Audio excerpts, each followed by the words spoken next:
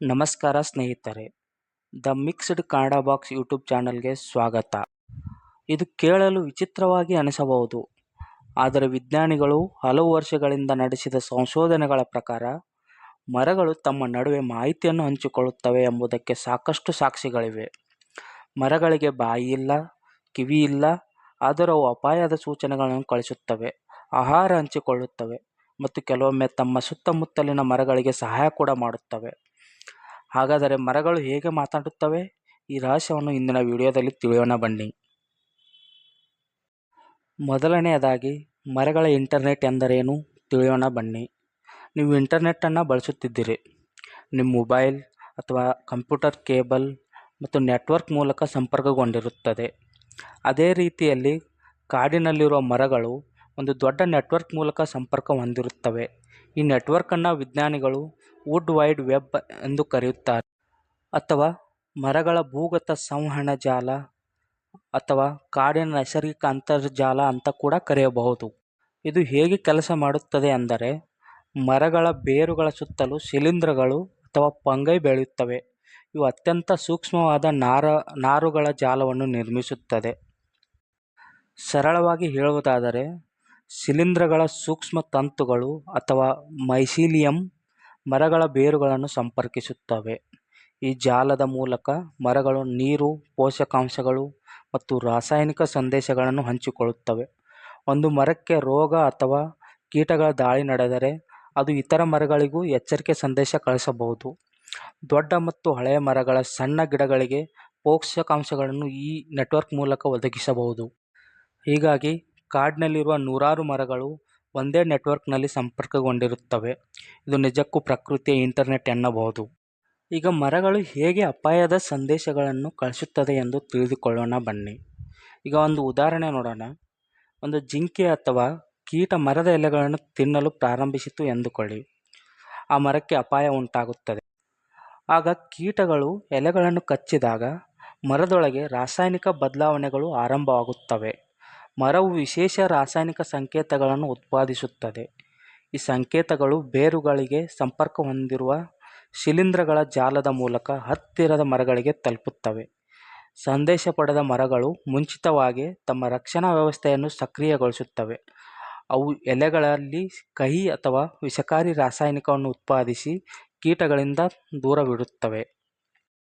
ಸರಳವಾಗಿ ಹೇಳುವುದಾದರೆ, ಒಂದು ಮರದ ಮೇಲೆ ದಾಳಿ ನಡೆದರೆ ಅದು ಭೂಗತ ಇಂಟರ್ನೆಟ್ನಂತಹ ವುಡ್ ವೈಡ್ ವೆಬ್ ಮೂಲಕ ಪಕ್ಕದ ಮರಗಳಿಗೆ ಎಚ್ಚರಿಕೆ, ಕೀಟ ಬರುತ್ತಿದೆ, ಸಿದ್ಧರಾಗಿ ಎಂಬ ಸಂದೇಶವನ್ನು ಕಳಿಸುತ್ತದೆ. ಈಗ ಮರಗಳು ಆಹಾರವನ್ನು ಹೇಗೆ ಹಂಚಿಕೊಳ್ಳುತ್ತವೆ ಎಂದು ತಿಳಿಯೋಣ ಬನ್ನಿ.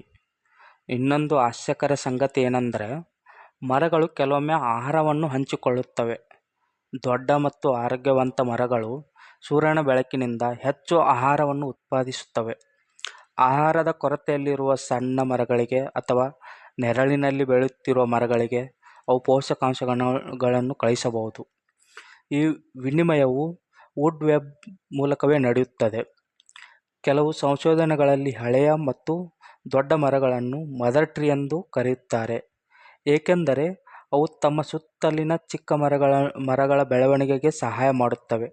ಇದನ್ನು ನೋಡಿದರೆ ಕಾಡು ಕೇವಲ ಮರಗಳ ಗುಂಪಲ್ಲ, ಅದು ಪರಸ್ಪರ ಸಹಕರಿಸುವ ಒಂದು ಜೀವಂತ ಸಮುದಾಯ ಎಂದು ಹೇಳಬಹುದು. ಈಗ ಮರಗಳು ತಮ್ಮ ಮಕ್ಕಳನ್ನು ಹೇಗೆ ಗುರುತಿಸುತ್ತವೆ ಎಂದು ತಿಳಿಯೋಣ ಬನ್ನಿ. ವಿಜ್ಞಾನಿಗಳ ಕೆಲವು ಅಧ್ಯಯನಗಳ ಪ್ರಕಾರ ಕೆಲವು ಮರಗಳು ತಮ್ಮದೇ ಜಾತಿಯ ಚಿಕ್ಕ ಸಸಿಗಳಿಗೆ ಹೆಚ್ಚು ಪೋಷಕಾಂಶಗಳನ್ನು ನೀಡುತ್ತದೆ. ಇದರಿಂದ ಅವುಗಳ ಬೆಳವಣಿಗೆಗೆ ನೆರವಾಗುತ್ತದೆ. ಇದು ಮನುಷ್ಯರಂತೆ ತಿಳಿದುಕೊಂಡು ಆಹಾರ ಕೊಡುವುದಲ್ಲ, ಬದಲಾಗಿ ಬೇರುಗಳು, ಶಿಲೀಂಧ್ರ ಜಾಲ ಮತ್ತು ರಾಸಾಯನಿಕ ಸಂಕೇತಗಳ ನಡುವಿನ ನೈಸರ್ಗಿಕ ಪರಸ್ಪರ ಕ್ರಿಯೆಯಿಂದ ಈ ಪೋಷಕಾಂಶಗಳು ವರ್ಗಾವಣೆ ನಡೆಯುತ್ತದೆ. ಸರಳವಾಗಿ ಹೇಳುವುದಾದರೆ, ಕಾಡಿನಲ್ಲಿರುವ ಮರಗಳು ಶಿಲೀಂಧ್ರಗಳ ಭೂಗತ ಇಂಟರ್ನೆಟ್ ಜಾಲದ ಮೂಲಕ ತಮ್ಮದೇ ಜಾತಿಯ ದುರ್ಬಲ ಮರಗಳಿಗೆ ಹೆಚ್ಚು ಪೋಷಕಾಂಶಗಳನ್ನು ತಲುಪಿಸಲು ಸಹಾಯ ಮಾಡುತ್ತದೆ. ಇವತ್ತಿನ ಪ್ರಶ್ನೆ ಬಂದು, ಮರಗಳಿಗೆ ಜೀವವಿದೆ ಎಂದು ವೈಜ್ಞಾನಿಕವಾಗಿ ಸಾಬೀತುಪಡಿಸಿದ ಪ್ರಮುಖ ವಿಜ್ಞಾನಿ ಯಾರು? ನಿಮಗೆ ಗೊತ್ತಿದ್ದರೆ ಈ ಉತ್ತರವನ್ನು ಕಮೆಂಟ್ನಲ್ಲಿ ತಿಳಿಸಿ. ಈ ವಿಷಯ ಸಂಪೂರ್ಣ ಸತ್ಯವೇ? ಒಂದು ವಿಷಯವನ್ನು ನೆನಪಿನಲ್ಲಿಟ್ಟುಕೊಳ್ಳಬೇಕು, ಮರಗಳು ಮನುಷ್ಯರಂತೆ ಮಾತನಾಡುವುದಿಲ್ಲ, ಅವುಗಳಿಗೆ ಭಾಷೆಯೂ ಇಲ್ಲ. ಮರಗಳು ಮಾತನಾಡುತ್ತವೆ ಎನ್ನುವುದು ವಿಜ್ಞಾನಿಗಳು ಬಳಸುವ ಒಂದು ರೂಪಕ. ವಾಸ್ತವವಾಗಿ ಮರಗಳು ರಾಸಾಯನಿಕ ಸಂಕೇತಗಳು ಮತ್ತು ನೆಲದಡಿ ನೆಟ್ವರ್ಕ್ ಮೂಲಕ ಮಾಹಿತಿಯನ್ನು ವಿನಿಮಯ ಮಾಡಿಕೊಳ್ಳುತ್ತವೆ. ಇದರ ಬಗ್ಗೆ ಇನ್ನೂ ಅನೇಕ ಸಂಶೋಧನೆಗಳು ನಡೆಯುತ್ತಿವೆ. ಆದರೆ ಮರಗಳ ಹಿಂದೆ ನಾವು ಊಹಿಸಿದ್ದಕ್ಕಿಂತ ಹೆಚ್ಚು ಸಂಕೀರ್ಣವಾದ ರೀತಿಯಲ್ಲಿ ಪರಸ್ಪರ ಸಂಪರ್ಕ ಹೊಂದಿವೆ ಎಂಬುದು ಈಗ ಸ್ಪಷ್ಟವಾಗಿದೆ. ಸ್ನೇಹಿತರೆ, ಕಾಡು ಎಂದರೆ ಕೇವಲ ಮರಗಳ ಗುಂಪಲ್ಲ, ಅದು ಪರಸ್ಪರ ಸಂಪರ್ಕ ಹೊಂದಿರುವ ಒಂದು ಜೀವಂತ ಜಗತ್ತು. ಮರಗಳು ಅಪಾಯದ ಸೂಚನೆಗಳನ್ನು ಕಳಿಸುತ್ತವೆ, ಪೋಷಕಾಂಶಗಳನ್ನು ಹಂಚಿಕೊಳ್ಳುತ್ತವೆ ಮತ್ತು ಒಂದು ದೊಡ್ಡ ನೆಟ್ವರ್ಕ್ ಮೂಲಕ ಸಂಪರ್ಕ ಹೊಂದಿರುತ್ತವೆ.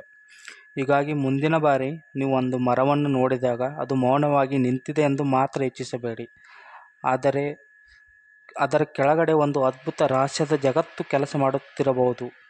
ಈ ವಿಡಿಯೋ ನಿಮಗೆ ಇಷ್ಟವಾದರೆ ಲೈಕ್ ಮಾಡಿ, ಕಮೆಂಟ್ ಮಾಡಿ ಮತ್ತು ದ ಮಿಕ್ಸ್ಡ್ ಕನ್ನಡ ಬಾಕ್ಸ್ ಚಾನಲನ್ನು ಸಬ್ಸ್ಕ್ರೈಬ್ ಮಾಡಿಕೊಳ್ಳಿ.